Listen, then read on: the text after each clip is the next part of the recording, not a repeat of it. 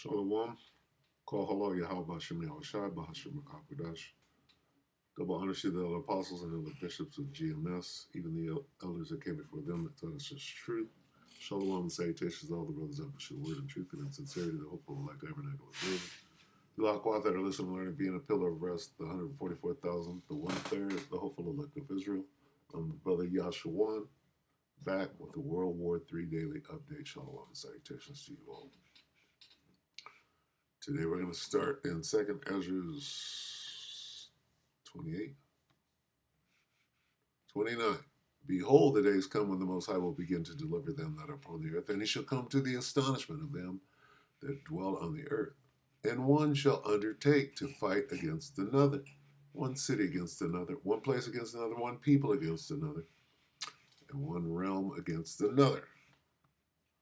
And watch your boy Mahmoud OG Mahmoud, an hour ago. Israel planned 10.7 million Egyptian casualties. Egypt responds, we'll take Tel Aviv in one day.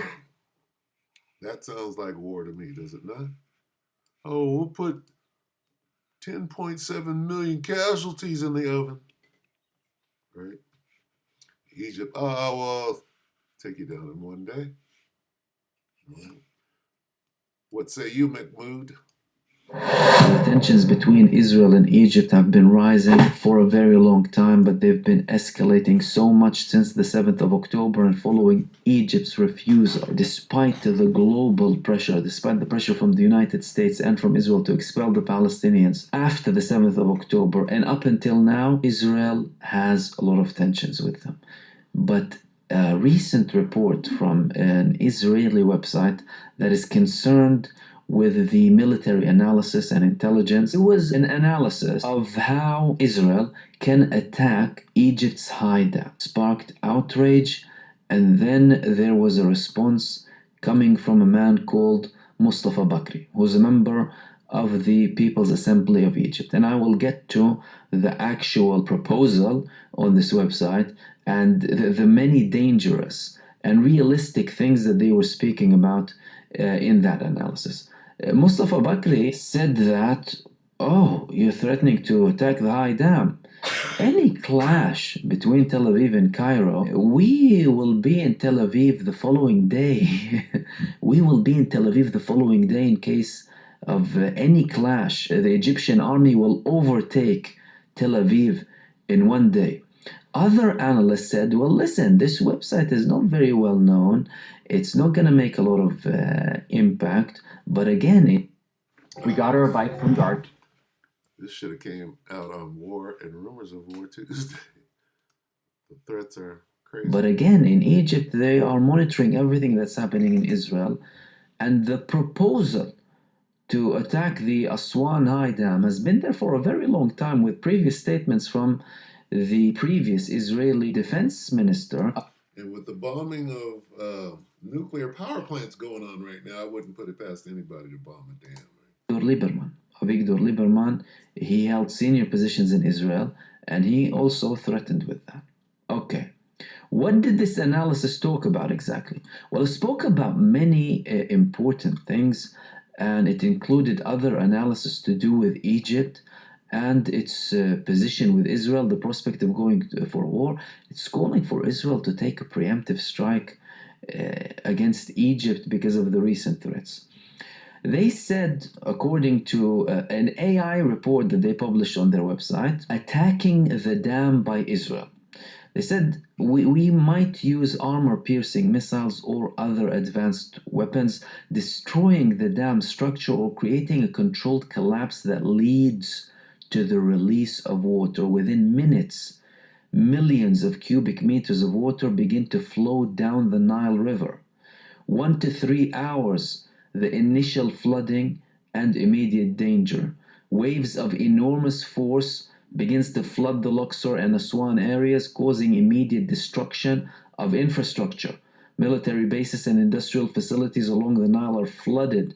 Thousands of deaths in the first few hours, mainly in rural areas. Then they continued, what's going to happen in the a third to 6 hours. Cairo metropolis, over 20 million residents, enters a state of emergency. As the surge advances, power outage, complete disruption of transportation and communication systems, the Egyptian army begins evacuating flooded areas and attempting to rescue civilians. Let's see if we can find that in the scriptures. Let's go here. Okay, so the Egyptians are what? Are they the sons of Ham? No.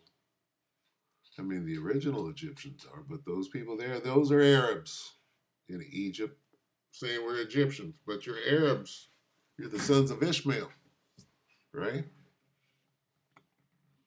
What does the Bible say about the Arabs? It says, 2nd Ezra 15 and 28. Behold, a horrible vision, and the appearance thereof from the east, where the nations of the dragons of Arabia shall come out with many chariots. The Arab nations there. Guess what? Egypt is one of the Arab nations.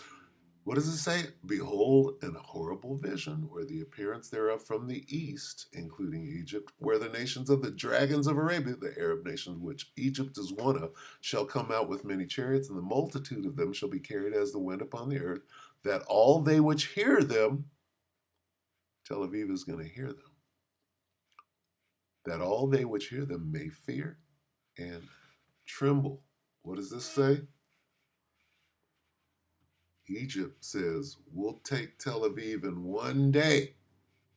Scripture says the Arabs, right, says that the Israelis are going to hear them. Hear who? Hear the Arabs.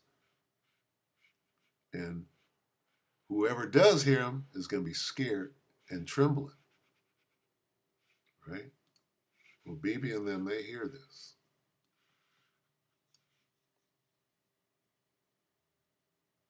Because Israel's surrounded by Arab nations. And what this says is that all of those Arab nations, what are they going to do? We're going to jump down to 31. 2nd Ezra 15 and 31. And then shall the dragons have the upper hand. Huh? The dragons, the Arab nations, are going to be winning, remembering their nature, and if they shall turn themselves, conspiring together in great power to persecute them, then these shall be troubled, bled, and keep silence through their power, and shall flee. So what happened in the 6-day war? I believe it was 67. Okay. Egypt was involved in that. And Israel was able to take down all those Arab nations in 6 days, right? Including Egypt, and the motherfuckers are still mad as hell about that shit. And they're looking for that payback. That's what this is about. And guess what the scripture said? That's what this is about.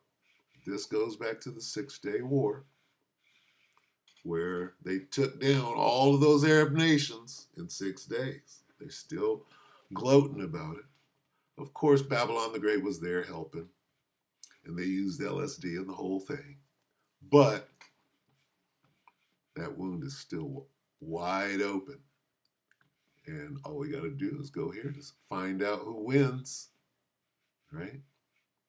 Then these shall be troubled, bled, and keep silence through their power, and shall. Who are these?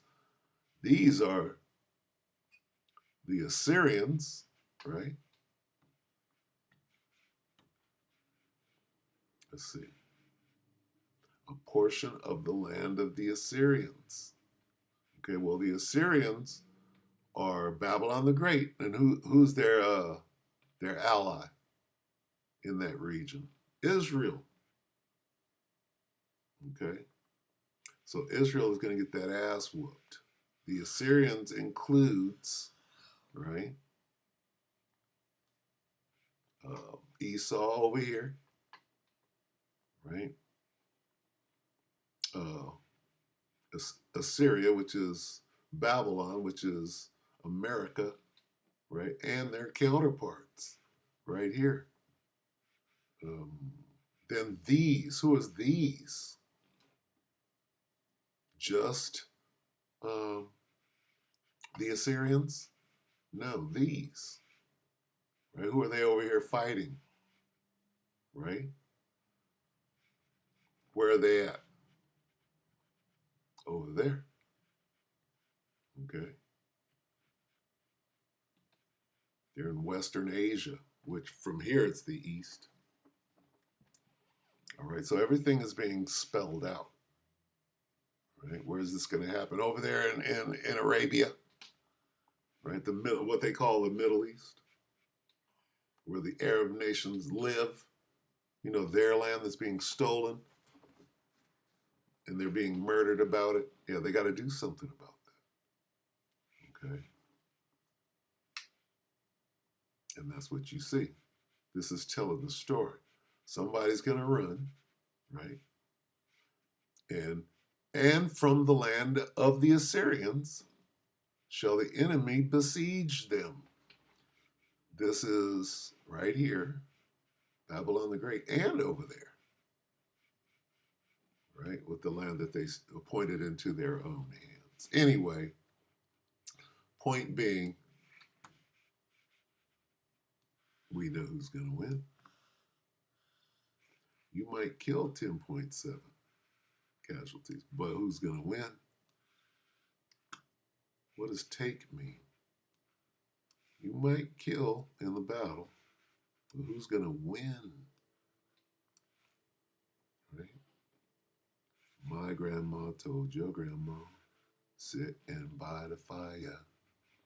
What did my grandma tell your grandma? I'm going to set your flag on for. What does that mean? I'm going to set your flag on fire. Okay, well, that's what this says.